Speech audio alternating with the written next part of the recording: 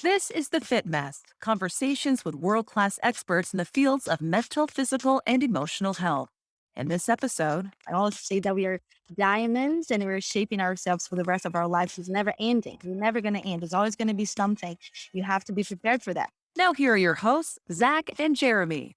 You likely don't need us to tell you this, but what you eat plays a big part in your overall health and well-being. Eating healthy foods helps to protect against many chronic diseases such as heart disease, diabetes, and obesity.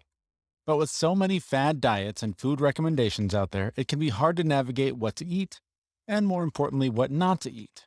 With some help to sort all this out this week, we're joined by Karina LaMarr. She's a nutritionist and culinary educator, a master herbalist, and is certified in sports medicine. This follows the conversation we had last week about a plant-based diet.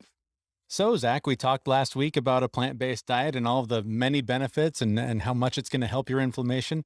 How's it going? You dive right in and start that day on your plant-based diet and put all the meat away? Of course not. No. I think there's two things happening here. One is procrastination based on my fear of missing out on meat because I enjoy it so much. Sure. And then the other is probably more procrastination of, just want to be prepared and ready for it. So I've been making the little changes, like instead of going and eating, peanut butter crackers, I'm grabbing a banana or an apple or something like that, just to, switch it off a little bit before I take the full plunge in. Yeah. But I will admit, like I am, me, I've done way bigger, crazier, weirder things than just removing meat and animal products from my diet. And this one is like getting me right in the heart. Like I am fearful of missing out on all of those things I love to eat. So it's quite an emotional roller coaster for me to jump on this one. So I am still planning on it. I am still slowly preparing myself, but I am using one of my top talents of procrastination. I think any significant change, when it's something that you've done your whole life, the majority of your life for a long time, it's so intimidating to think about what is my life like without this. I mean, I'm going through that right now. I just moved to a new country, to a new town, left my job. Like there's all these things that for the months leading up to it, I just had this fear. And even still being here where I am, there's still this like, oh man, how do like this clinging, like I'm trying to hold on to what I had. And so it's super hard. And nutrition's it's no joke. Like when you make a big change, all of the habits, because so much of what we eat is habit, they're so hard to let go of. And I've been doing a lot of the same thing. A lot of the advice that we've gotten on the show lately, I've really taken to heart. And like you were talking about, like grabbing a banana, grabbing fruit or something instead of an unhealthy prepackaged snack. Like that's been a go-to for me. And I've actually had a lot of success in the last few days. Actually, I think it's been about a week or so. I started really tracking everything I'm eating again. I'm drinking a ton more water, trying to just like let go of some of the stress that I've had. And in that time, and we've talked and we will talk in this show more about how the number on the scale is a goddamn liar and don't put too much weight on it, but pardon the pun. but I've seen the loss. I've lost 5 pounds in the last week. And more importantly, I feel better in doing it. So I always look at it as sort of a measurement of what I'm feeling. So I can notice that I feel better and then I can get on there and go, oh, interesting. Like how they correlate. And so much of it is changing habits. And it's this, like we talked about, grabbing a piece of fruit or whatever. And I've gone back to just having my bulletproof coffee in the morning. And that's been a huge game changer for me. I can feel the mental clarity that comes with making that change and using that to start my day. Yeah, those little changes, a lot of them are really small. I'm still working on the diet and making, a couple small changes, but the way I eat is generally maintains my weight, right? I could definitely go up and down, but I'm going to change it in a way that will probably cause me to lose some weight. The one thing I have been gaining over the last couple of months is muscle. I've come back from some injuries and I'm actually working out now. It just amazes me every time. Like, when I went back into the gym, I could barely squat with like a PVC pipe on my shoulder, like, half a pound right on my shoulder. And like through my coach and my PT, just like all these little subtle changes that I've been working on over the last 2 months, I just broke 200 pounds Get out of here. on the bar in like 2.5 months. Jeez. Just little changes. And it was like, it was a good squat. It was a healthy squat. I wasn't hurting. And it was just like, okay, I went from nothing to 200 pounds on my squat in 2.5 months with just little teeny tiny changes, like little things to, so like adding the bulletproof coffee. It's one little thing that can make a huge difference. But yeah. And it has, and that clarity is helping me just be more focused at work. It's also helping me because it's a simple thing to track. This is one of the things that has always held me back with tracking calories is when you eat all day, when you follow the advice of eat 6 times a day and all that, unless you plan ahead and chart it all ahead, it's almost impossible for me to remember, oh, what were the 3 things I ate earlier and what am I eating now, and trying to figure it out. The homework that's involved in trying to calculate, because so much of what you eat is not in the database and a lot of it's homemade. So you've got to try and fudge your numbers and figure it all out. That's exhausting. And so it's so easy to just give up and stop doing that. But I've found that if I, if I have the routine of, my coffee is basically my breakfast and then I eat one more time in the afternoon and then dinner, it's simpler to keep track of what's going in there. And then I look at the numbers and it just, so much of it is making an informed choice. And when I see what the number is at the end of the day, when normally I would be like, okay, great, let's have some popcorn and a beer and watch some TV at 10:30 at night. Now I can go, oh no, I've already hit my number. I would only be doing that because emotionally I want to, and that sounds fun. But physically that's a terrible idea and I should not do that right now. So I can make better choices based on measuring the data that I'm collecting on myself, and I'm seeing the results. And I just think it's like you said, making those little changes, even one at a time, cascades into other changes that produce the results you're looking for. Yeah. And that emotional eating part is just, it really hit me hard this week. I've got an incredibly stressful situation for me going on. Mm-hmm. And, Thursday morning, I found myself, it was barely 10 o'clock in the morning. And I had already broken into the potato chips and was eating potato chips 10 o'clock in the morning. Mm-hmm. And I was like mid bite. And I was just like, emotional eating. What am I? All this is emotional eating. And so I ate a few more potato chips, but I really did take that moment to, think about and really commit to memory, like what I was feeling and the drive and the motivation for me to go and get those potato chips and really try and lock it in so that in the future I can be like, wait a minute, that's that again. So before I actually get the chips in my hand, I can recognize it. I don't know if it'll stop me, but I'll at least be aware of it. But I think it did, right? And we talk about this so often. It's like getting curious. Why am I doing the thing that I'm doing right now? And so often just taking that half a second can completely change your behavior and maybe not completely break that habit, but start giving you the tools to break those bad habits and start developing better ones to replace them. Yeah. Just being mindful of it. If it's mindless, it's, you're never going to be able to break it because you don't know what's happening. I think what you were saying a minute ago about your workout is important. And sometimes it does take a coach. It takes turning to somebody with more expertise, with a different idea, a different perspective on what you're doing, to point you in the direction that helps you make those small changes and do the things that help you lift 200 pounds. He-Man, Jesus Christ. No, not even. Like it's still not as much as I have lifted. When you said PVC pipe, I was like, pass, hard pass. But sometimes you do need a coach, and that's where our guest this week comes in. Her name is Karina LaMarr. She's a nutritionist and a fitness expert, and we thought this is a great time to talk to her because with Zach trying to change his diet to a more plant-based lifestyle, we wanted to start there. What are some of the important things to consider when making such a big change to your diet? And the most important thing based on food for life is that protein is one of the most important things in your body, right? Unfortunately, here in the United States, the nutritional pyramid it came about because of food being commercialized, and we're talking about fast food and stuff like that. And bad carbohydrates that has been implemented in our diet, right? So it's not that carbohydrates bad. Carbohydrate is actually wonderful because we need that type of energy. It breaks down into your body as sugar. It's energy, right? But once you eat the bad carbohydrates, it's we call the man-made food. Anything that man-made food is typically not for you, for your body. We were made to eat from the roots, to eat from the ground, to eat from agriculture.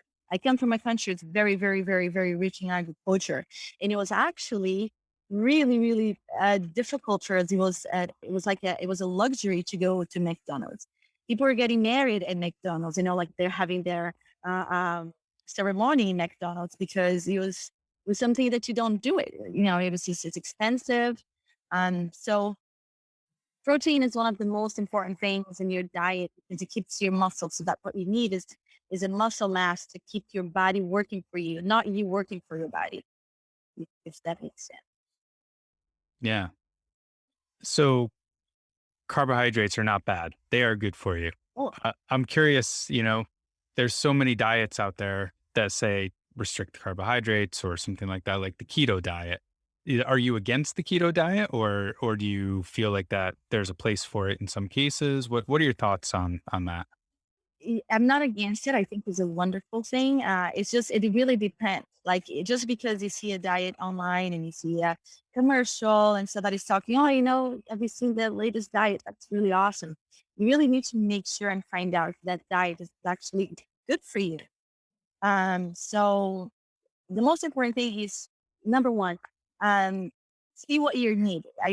Your need. You want to lose weight, right? Then you go and you to lose some weight, and then once you lose weight, you must build muscle. You have to build muscle because that muscle that sometimes, let's say bodybuilders, right? They tend to overdo it into amino acids, and that amino acid is something that can actually cause heart failure if you Mhm. have too much in your body because our body produces amino acids already automatically. So it's really a balance. You need to know what you're looking for. You're looking for to lose weight. Okay, let's go to keto for a little while, not forever. Carbohydrates actually really good for you. It's really wonderful and necessary for our body for energy. But like I said, man-made carbohydrates. Why am I going to not eat a sweet potato and then just like those chips that I'm actually looking at right now, the potato chips that comes into a little bag, right? Why? It's just all commercial. So I think we should start rethinking about diet and how it's so important to eat from the ground, Mhm. from like farming. And yeah, I'm not against it, to be honest, Zach. I'm not against that. I think it's great. I have clients who actually are very intensely they lose gradually. If you lose too fast, it's also not a good thing. So Yeah. if you're not looking to get into like the knife, I call get under the knife, like surgery, plastic surgery, and if you want to do everything naturally, let's lose that fat eating, not just like, oh, I'm not going to eat. I'm going to fast for 30 days. I'm not going to eat. And then that fat actually stores in your body because it's a defense mechanism telling your body, hey, are you okay? I'm just going to start a little bit of fat right here because you're not eating. I just want to make sure you're alive. Mhm. And yeah, so not against keto at all. I think it's great, but you need to know what you want to do. Yeah. Yeah. Lose, you want to gain weight. Yeah. I had a client who was anorexic and she was really suffering, really, really suffering from 15, 16, 17 years of age. And I mean, I have pictures of her and she's amazing. She was like, skin and bones, and believing that she was always fat. That's another thing that we have to work mentally. Mhm. You need to know your body. You need to know your body. You need to love yourself most of all. That's number one. If you don't do that, no matter what you look like, you can look like a model, and it's inside is it's not it's clutching like your brain and your body. If it's fighting against each other, it's not a good combination either. Yeah. That's and it goes to depression um and then there's the eating depression, and then yeah. Oh. We can talk about this forever. Well, I'd love to follow up on that. And I was actually just telling Jeremy earlier, I used to be a lot heavier and I still feel like that sometimes. I haven't quite gotten over that mental struggle yet. And somebody commented to me that I was looking, really thin and like in really good shape. But in my head, I was like, wait, I'm like overweight. I'm not feeling good about this. So I'd love to, kind of switch really quickly to the mental side of, like how can people start to think about themselves differently if they're stuck in that place? You're gonna have to face yourself no matter what. Okay? I was a teenager, had some hormones problem. I was Mhm. always eating very, like we couldn't eat in a restaurant all the time. So our diet was literally plant based. And then it got to a point where meat was very scarce. We couldn't eat meat because of the problems that we were having in the country, right? Example. So I started gaining weight and gaining weight and gaining weight when I was a teenager. But that's also another kind of thing, another problem. Now I start hating myself for that moment, right? So I think spirituality is very important. Look into yourself, look into your body, just get naked, go in your room by yourself. Okay. There is something wrong. You have to face yourself. You have to look yourself in the mirror and say, I'm not happy. Okay. I'm not happy. It's okay not to be happy. It's fine. We live in a society where we're taught that being sad and cry, especially for male and male for high clients, like majority are male, and they really have stuck, like they're stuck in their hearts and they're crying deep. They have trouble breathing, they have trouble with apnea because they have been so claustrophobic in a young age. Because of our culture and society, they got this exchange that happens not in our teaching how to be sensitive and how to cry. And it's okay to be sad and depressed. It's fine. Not that, if you're depressed for like a long period of time, that's a big problem. But you must face yourself and look yourself in the mirror and say, I'm not liking this. I need to find out what am I going to do? I need to do something. Go for a walk. I tell you, I have clients who literally hate to go to the gym. And I said, let's start from the beginning. You hate to go to the gym because you don't look nice, you don't feel nice. So there's other people looking at you. So number one, look at yourself in the mirror. Forget about the people. Forget about what everybody else is thinking about you. That's number one. Before any diet, I can do any diet, like you said before, right? Mhm. You are overweight, and then you start gaining muscle, and then you're a teenager as a boy, and then you become a young man, and then but there's something inside that you can't tell. You have no idea what that is, and it's like you need to go inside of you and have this commitment. You have to commit yourself with yourself, nobody else, because nobody's going to go to tell you what to do and eat, especially at a certain age. Mhm. You have to make sure that know what you want. Find out. Maybe you had some trauma. Maybe maybe this person had the trauma at a young age, and maybe this person was abused. And this is all weight a lot in terms of our body. And this body, just so you know, is not forever. Mhm. We're carrying this body just for a little while. This is the human experience, right? I believe in that. I believe in energy. I believe this is not the end. So why not carry our body with honor, with love, with like loving yourself and say, I am going to be consistent. I'm going to have a discipline because not every day you will have motivation.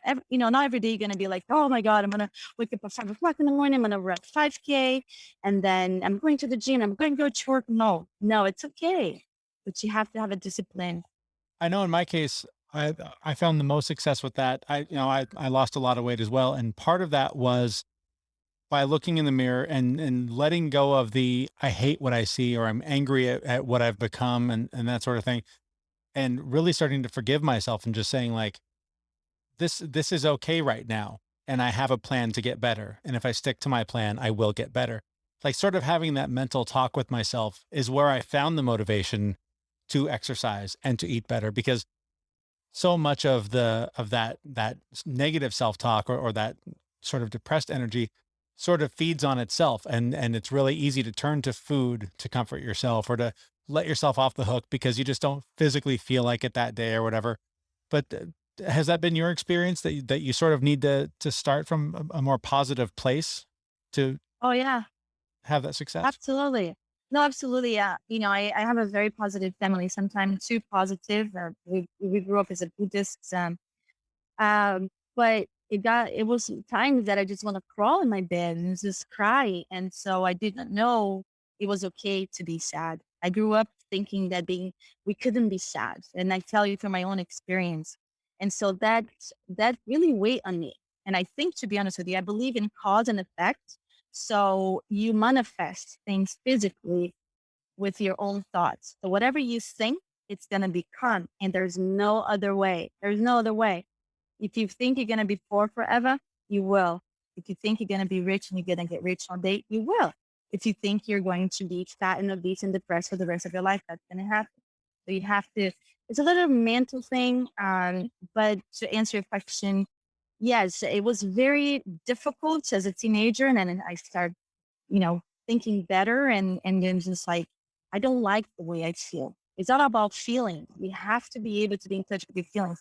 If you're not feeling good about your weight, what are you gonna do? Well, I'm gonna have to cut here, I'm gonna have to cut there. Maybe I can talk to a nutritionist, maybe I can go to the gym more often.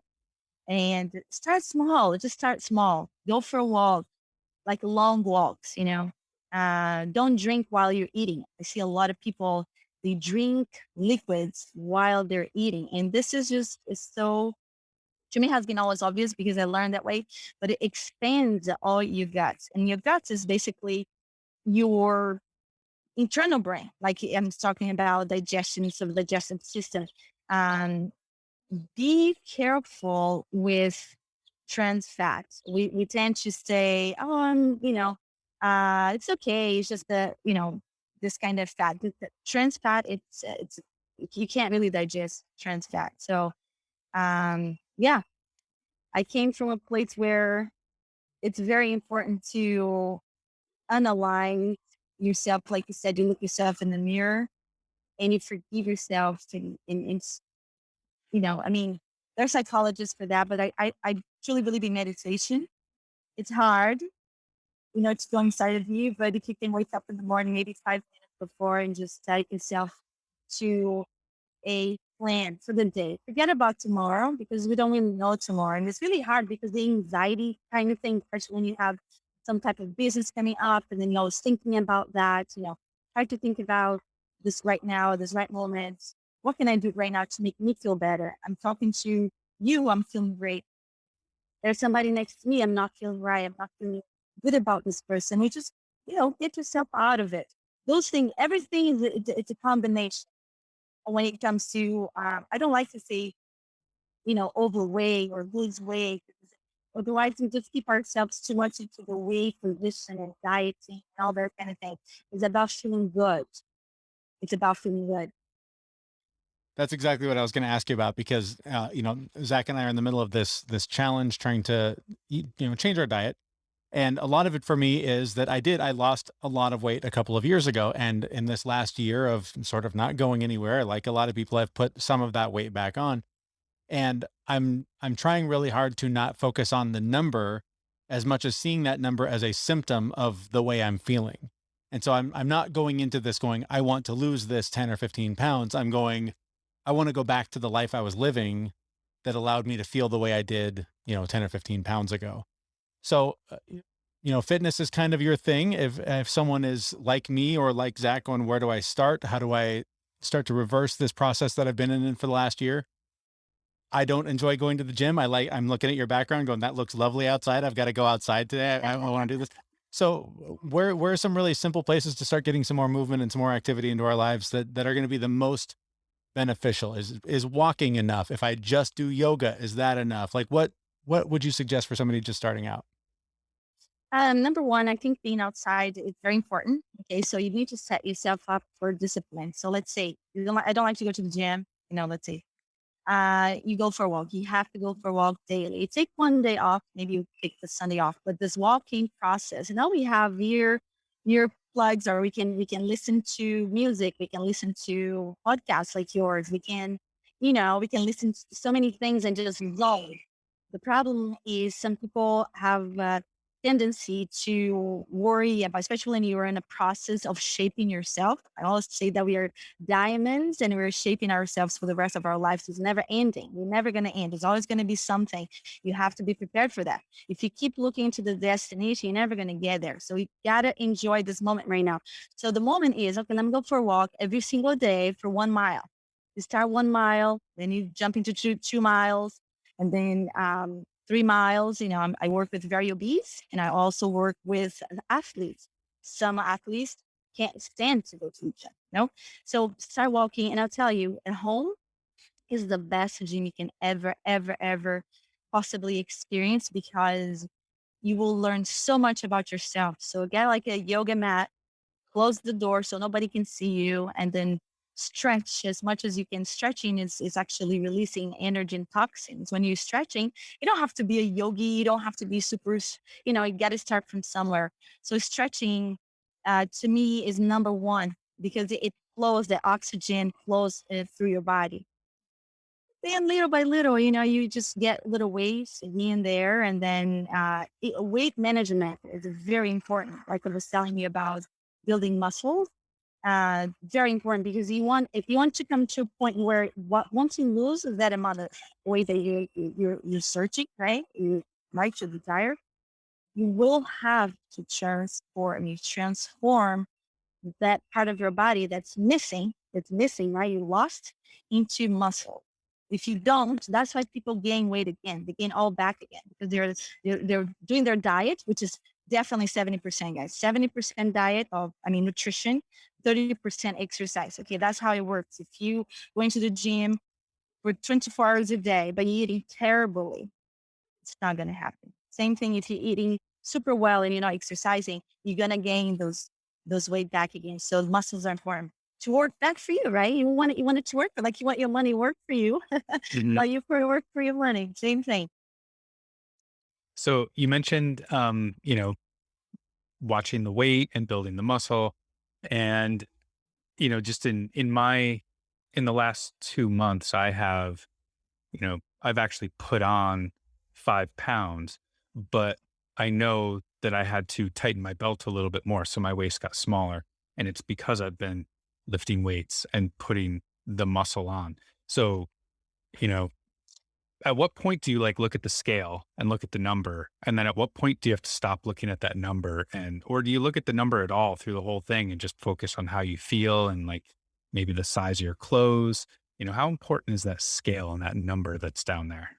That's awesome. You said that, 'cause that's exactly how I work. That's how I do with my clients. So I have a scale that I it's a little special scale that actually I find out vitamins they're lacking in their body. It's laser. It's a laser scale, and I measure everything, their lipids and everything, the weight, their muscle mass, and the protein and everything. But I never show them. So I take that note, and then I have 3 weeks program, 6, 9, and 18 weeks. Okay. I don't work more than that, because after that, after 18 weeks or maybe 3 weeks, it depends on what you need. You should be able to walk by yourself on your needs and be consistent with yourself. And of course, I do some time management, but I never show them in the beginning. I always show them at the end, because I think the counting calories, I think this is just a waste of time. It gives me anxiety when you see numbers. I truly believe that, if you are wearing, let's say, 6, go shopping and get yourself a 2 or a 3 or a 4, whatever you want to go to, and keep that close next to you. I love you said that. And women have a lot of that. Men, not so much, but women, they have this thing of like, hi, I want to get married. I want to lose weight because I want to get into my wedding, to my dress. And so they get a dress always very smaller than what they look like. So that is actually very positive exercise, because you're looking forward to something. Now, if you see a number, we as humans unconsciously, we tend to record numbers more than names. Okay. So you look at those numbers and you're going to keep those numbers in your head, and you're going to keep counting calories the whole time. So I don't think that's appropriate. I always work with a blood diet. I mean, I don't like to say blood diet, because people think blood diet is to lose weight. Okay, there's not enough scientific studies out there because of, we have a huge a network of doctors and not so many nutritionists, but the blood type is basically to prevent diseases. And it also teaches us who we are in terms of, otherwise, everybody will be the same, right? Otherwise, I'm A positive and you are all negative example. And then there's a difference in that. That's a difference. That's why I cannot receive your blood and you cannot receive mine. So it's important to learn and understand about blood, also blood types, not to lose weight itself, but just like to present diseases. And based on your blood type, also, I find out, what you should be avoiding. Not that you can't eat forever. Like I'm A plus, and there's a study that has been done out there that says that I cannot eat meat, protein, basically lamb or beef and stuff like that. I should be eating more fish and chicken, you know. But that's not extremely the case. Okay, we need more studies about it. What I believe in the blood type is we're different, and there's certain things that you're allergic to and you don't even know. So I'm more focused on the actual plant-based diet than the calories that you're taking, because those calories that perhaps you take 2,000 calories of a whole plate of, let's say, salad, right? And you cut off that dressing, because the dressing is the bad thing that has a lot of trans fat. Those dressings that you buy in store. So little lime, little like olive oil, little salt is fine. But it's better to eat those 2,000 calories in a salad or plant based that's not made food and go to the gym than actually have a 2,000 calorie in a big, like, I don't know, seafood with Hollandaise sauce that's full of eggs and butter. And anyway, so you can go on and on and on. Yeah, yeah, yeah. With the plant-based diet, and you mentioned earlier the comparison between the sweet potato and the potato chips. Are there things on a plant-based diet that you can overdo? That coming from some success with a keto-ish diet, you're told to stay away from sugary fruits and starches and all that. Are you are you of the opinion that if it grew out of the ground, the more the merrier, or can you overdo it with the potatoes and the bananas and the sugary or higher sugar produce, I guess? Absolutely. I think I like you said, the overdoing things. We can overdo in anything. We can overdo in exercises. We can overdo in diet. I had a client who was trying everything, and she was not even looking inside of herself to find out exactly what she's about. Everybody has a different need. Everyone is different. So you can overdo in anything. I truly believe that plant-based is something that you never really, really overdo, of course, which there's certain combinations like you saying, like banana. If I'm making a smoothie and I have too many sugary fruits, example, I can literally reach out to like 3,000 calories in 8 ounces or 16 ounces of smoothie. And people go to jumbo juice, right? And they get that 16 ounce of that particular coconut milk and lots of kind of fruits. I mean, seriously, you could get 4,000 calories like right there. And then what, right? And then you get diabetes and you're super skinny and super fit. You look really fit, but then you're diabetic and you don't know why, Right. right? So we gotta pay attention to that. Sure. Well, as we wrap up here, any sort of, I guess, give us a few sort of starting points. Somebody that wants to just sort of get their health more in line, whether it's activity or nutrition. What are like three things that people can start doing today that will set them on a path for success? Listen to your body. Listen to your body before you go anywhere and get a pill that's going to promise you to lose 10, 15 pounds in 1 month, in a week. Listen to your body. See what you're about. Look yourself in the mirror. Make a commitment with yourself. That's number one. Make yours with yourself. Don't try not to depend too much on other people. Meaning, I want to lose weight or I want to gain weight. I want to look better. I want to feel better. It's about feeling. It's about feeling. See how you're feeling. How's your life? Everything. There's a solution for it. There is a solution for every little problem that we're facing. So that's number one. And number two is don't overdo things. Exactly. Like don't overdo. Talk to a nutritionist. I think it's important. Uh, Research. look at online. There's a lot of things out there, and exercise. You have to exercise. I mean, I know everybody knows this, but there's a balance. You gotta have a balance. And if you really want to start like healthy, get rid of meat for now, just for now, at least for a week, and not it's not forever.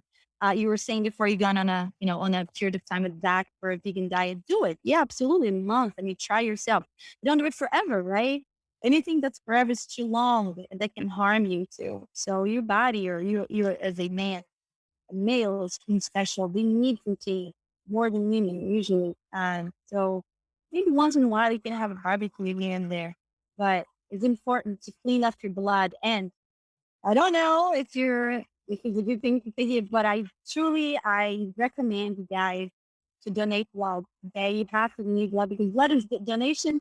It's not just good for the receiver; it's good for you. It cleans up, it filters your arteries, it cleans up your heart and makes it pump a little faster because it needs more blood, right? So yeah, I recommend. So number one, look at yourself, look in the mirror, forgive yourself, like you said. Try to be happy sometimes. Yeah, and exercise. Exercise is great. Now, I'm gonna answer my own question. What if I don't like to eat plant-based? A Yes. student who does not, he does not, and he's gonna become a chef. Okay, he does not eat vegetables or salad, and I just can't believe it. So, Oh, well, you're gonna have to learn somehow because at the end of when you like reach 30s and 40s and 50s, you're gonna need that, and maybe it's too late. I love that tip about donating blood. I've never heard the perspective of the donor, the health benefits of the donor. That's crazy. I've never heard that in 44 years. That's a great tip. Yeah, donating blood's good. It's good for you too. Yeah. You will maybe feel a little dizzy, but even the plaques in your bloodstream, it changes, exchanges. So we need to that change our body. The blood inside of you. I always say to people, say, guys, what is your horoscope sign? Oh, I know my horoscope sign. I said, so do you know your blood type? I don't know my blood Nope. type. Yeah. Listen, your blood never changes, only if you have a transfusion, but it's inside of you. Your weight change, your height change, your hair change, your color change. Everything changes, guys. We get old, but our blood is always the same. So you must know your blood type. That's great advice. We will wrap things up there then. Thank you so much for your time and your insight. Where can we learn more about you online? Where can people follow you? Come to fitforlife.pro on Instagram. I have the website coming out right now, working on, and also an application where my clients can just go literally there and find what they need in terms of diet, exercise, and also my phone number. I can give you my phone number. Sure, go ahead. Okay, 415-846-6575. And find me, and I'll be more than happy to guide you.